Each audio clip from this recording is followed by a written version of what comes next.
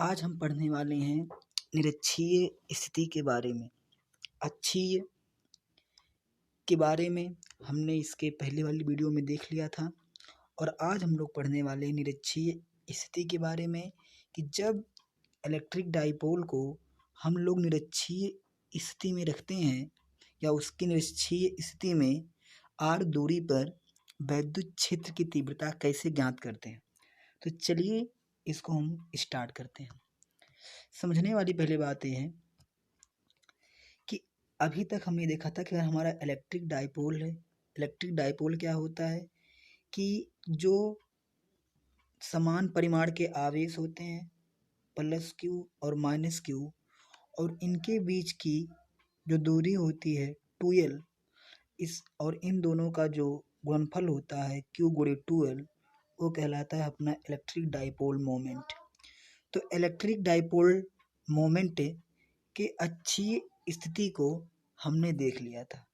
उसमें ये बताया गया था कि अगर हमारा इलेक्ट्रिक डाइपोल प्लस क्यू और माइनस क्यू से मिलकर बना है तो इसके केंद्र से r दूरी पर स्थित बिंदु P पर जो वैद्युत क्षेत्र की तीव्रता E होती है वो होती है 1/4 पाई एप्सिलॉन 0 K 2p/r³, जहाँ पे P क्या उसका होता है इलेक्ट्रिक डाइपोल मोमेंट, हिंदी में बोले तो वैद्युत द्विध्रुव आघूर्ण। आज हम पढ़ने वाले हैं इलेक्ट्रिक डाइपोल के निरक्षीय पोजीशन के बारे में। तो हम देखते हैं यहाँ पे, माना कि ये हमारा इलेक्ट्रिक डाइपोल है प्लस क्यू और माइनस क्यू, जिनके बीच की जो डिस्टेंस है वो अपनी कितनी है 2l है। तो निरक्षीय स्थिति में हम क्या करते हैं कि इसका जो मिड पॉइंट है, इसका जो मध्य बिंदु है, मध्य बिंदु से r मीटर की दूरी पर एक अन्य पॉइंट है P, जहाँ पे हमको वैद्युत क्षेत्र की तीव्रता ज्ञात करनी है। तो यहाँ पे एक चीज़ आप समझिएगा कि जब ये डिस्टेंस आपकी 2l है तो इसका मतलब ए वाली l होगी, ए वाली l होगी। तो यहाँ से अगर आपको कोई ए दूरी पूछे और ए दूरी पूछे तो आप क्या करिएगा, पाइथागोरस प्रमेय लगाइएगा, क्योंकि यहाँ पे 90 अंश का कोण बन रहा है और पाइथागोरस प्रमेय क्या होती है कि कण का स्क्वायर, ये देखिए आधार है, ये आपका क्या है लंब है, आपका क्या है कण है। तो बताते क्या है कि पाइथागोरस प्रमेय कण का स्क्वायर बराबर लंब का स्क्वायर प्लस आधार का स्क्वायर। तो यहाँ पे लंब क्या है r है, आधार क्या है l है, तो ये हो जाएगा r square plus l square और ये चला जाएगा अंडर रूट में। तो ये जो डिस्टेंस निकल के आ रही है वो कितनी है under root r square plus l square. और ये वाली जो डिस्टेंस है, ये वाली डिस्टेंस ये भी कितनी रहेगी r square plus l square under root में। इतनी बात समझ में आप लोगों को आ गई। तो चलिए इसको हम चित्र के माध्यम से एक बार देख लेते हैं। चित्र के माध्यम से क्या देखेंगे, हम जो चीज़ आपको बताए हैं वही चीज़ हम लोग यहाँ पे देख रहे हैं चित्र के माध्यम से। इसमें क्या है कि एक इलेक्ट्रिक डाइपोल है माइनस क्यू और एक क्या है प्लस क्यू है और इनके बीच की जो दूरी कितनी है 2l है। तो यहाँ पे देखो इतनी दूरी आधे पर से l हो जाएगी, ये आधे कितना हो जाएगा l हो जाएगा। आगे हम लोग ये देख लेते हैं कि इसके सेंटर O से r मीटर की दूरी पर एक बिंदु क्या है P है, जहाँ पे हमको वैद्युत क्षेत्र की तीव्रता को ज्ञात करना है। तो हम यहाँ पे पाइथागोरस प्रमेय लगा के देखो इस दूरी को निकाल लिया है under root r square plus l square और ये भी दूरी निकाल लिया है under root r square plus l square. एक चीज आपको और बताई गई थी कि अगर कोई पॉजिटिव आवेश होता है तो इलेक्ट्रिक फील्ड की जो डायरेक्शन होती है वह धनावेश से दूर की ओर होती है और जो माइनस चार्ज होता है उसकी ओर होती है। तो यहाँ पे आपको सिर्फ यही बात याद रखनी है कि यहाँ पे एक पॉजिटिव है और एक क्या है निगेटिव है। तो पॉजिटिव का जो डायरेक्शन रहेगा इसकी दिशा में बाहर की ओर होगा और जो माइनस का डायरेक्शन होगा इसकी दिशा में क्या होगा अंदर की ओर होगा। कभी भी इस चीज़ में आप कंफ्यूजन मत होइएगा। हाँ भी चित्र आपको थोड़ा भयंकर लग रहा हो थोड़ा डरावना लग रहा हो तो भी इतनी कोई डरने की बात नहीं है। अभी सिर्फ इतना आप जानिएगा कि ये जो प्लस का जो विद्युत क्षेत्र की तीव्रता का जो डायरेक्शन होगा वो बाहर की ओर होगा और जो माइनस का डायरेक्शन होगा अंदर की ओर होगा। तो अगर आप विद्युत क्षेत्र की तीव्रता निकालना जानते हैं तो आपको ज्ञात होगा कि ए से इस बिंदु P पे विद्युत क्षेत्र की तीव्रता निकालने के लिए हमने एक फार्मूला आपको याद करवाया था, E बराबर 1/4 पाई एप्सिलॉन 0 K Q/r²। इसी फार्मूले का यूज किया जाएगा। और आप लोग जहाँ तक देख रहे हैं दोनों आवेशों का परिमाण बराबर है और दोनों आवेशों की दूरी भी बराबर है, इसलिए जो EA और EB आएगा, यहाँ पे ए पॉइंट था, यहाँ पे ए पॉइंट है इसलिए यहाँ पे आएगा EA और यहाँ पे बी पॉइंट इसलिए यहाँ पे क्या आएगा EB आएगा। तो समझने वाली बात आप लोगों को यही है कि जो EA और EB है, EA प्लस Q वाले आवेश को प्रदर्शित करेगा और EB क्या है माइनस Q वाले आवेश को प्रदर्शित करेगा। तो चलिए आगे देखते हैं। तो EA जो बल लगाएगा वो लगाएगा 1/4 पाई एप्सिलॉन 0 K Q/r²। r² माने दूरी का स्क्वायर। एक बार इसको देख लेते हैं उस तरह से, EA बराबर 1/4 पाई एप्सिलॉन 0 K के माध्यम का परावैद्युतांक होता है और Q/√r² प्लस L² और पूरे का होल स्क्वायर करेंगे क्योंकि दूरी का स्क्वायर होता है तो ए वाला रूट ए वाला स्क्वायर कट जाएगा। तो आपका क्या बनेगा 1/4 पाई epsilon 0 K Q/r² plus L²। अगर आपको दिखाई ना पड़ रहा हो तो एक बार फिर से देख लीजिएगा इस चीज़ को, यही चीज़ निकल के आएगी। कैसे आई इसको हमने बता दिया। एक बार अगर नहीं समझ में आया हो तो फिर से आप लोग देख सकते हैं। उसमें हमने ये बताया कि जो EA रहेगा, EA क्या हो जाएगा 1/4 पाई epsilon 0 K Q/√r² plus L² पूरे का होल स्क्वायर। तो ए वाला इसको काट देगा तो आ जाएगा EA बराबर 1/4 पाई epsilon 0 K Q/r² plus L²। तो यही EA का मान आएगा, यही क्या आएगा EB का भी मान आएगा।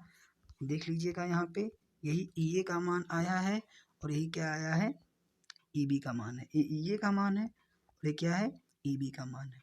और आपको ज्ञात होगा कि एक का डायरेक्शन तो बाहर की हो गया, प्लस Q का था और एक इसका था माइनस Q का था, तो इसलिए जो डायरेक्शन इसका होगा A से P की दिशा में होगा। देख लेते हैं, ये जो A है P, तो इससे बाहर हो गया यानी AP की डायरेक्शन में होगा और ये माइनस है इसलिए इसकी ओर होगा, अर्थात P से क्या होगा B की ओर होगा।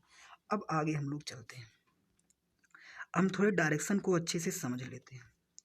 हमने देखा कि बिंदु P पे जो था, P पे दो बल हमको लग रहे थे, एक यहाँ पे लग रहा था और एक लग रहा था इस तरह से। अब हम क्या करेंगे, अब हम इन घटकों को ऊर्ध्व घटक और क्षैतिज घटक में वियोजित करेंगे।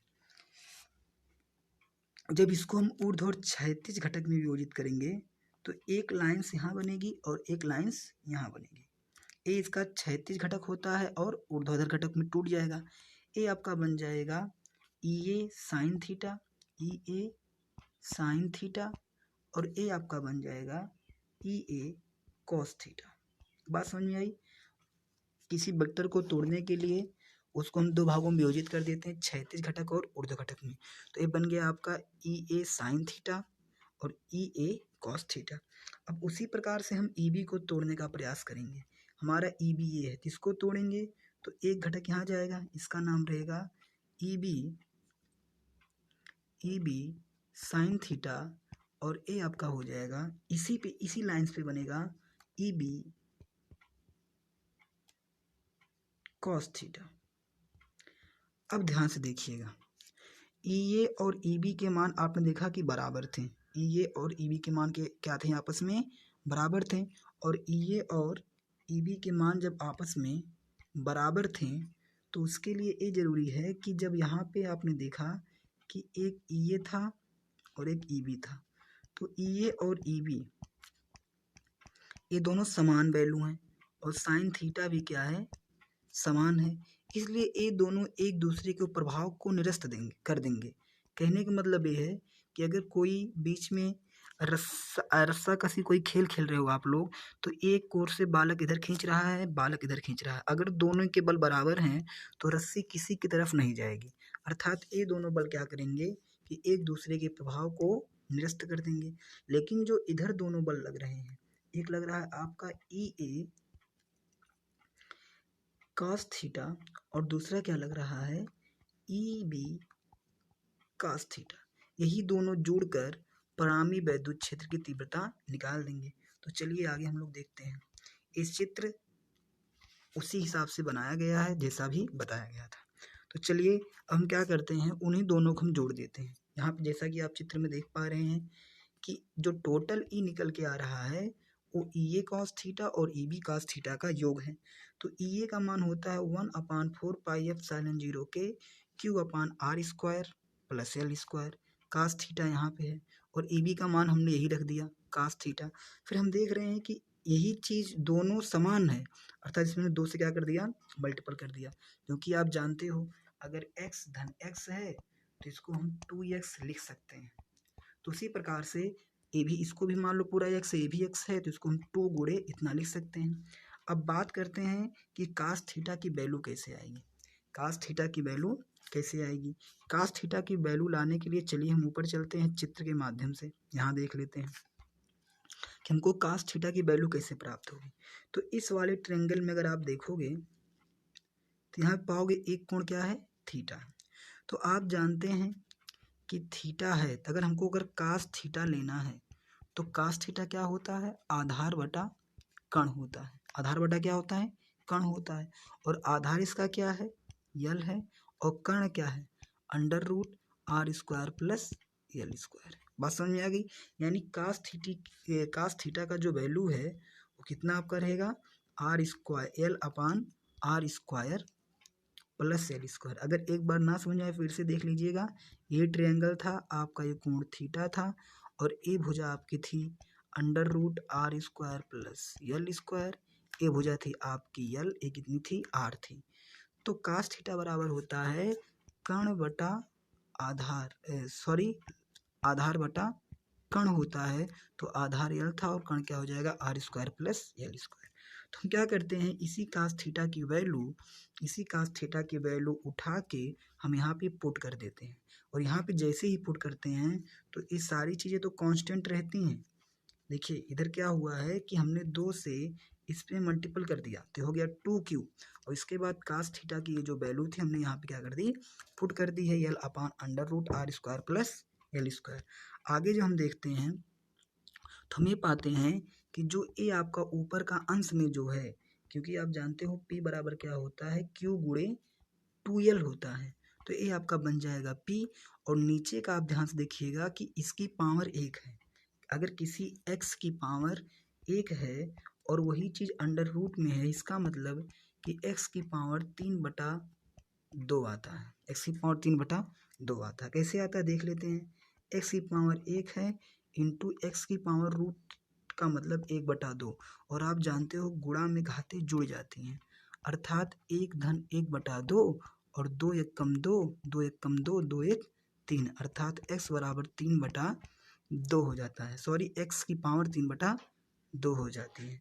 तो यहाँ पर हम देखने वाले ये हैं कि जो ये R square plus L square था उसकी पावर कितनी हो गई, 3/2 हो गई।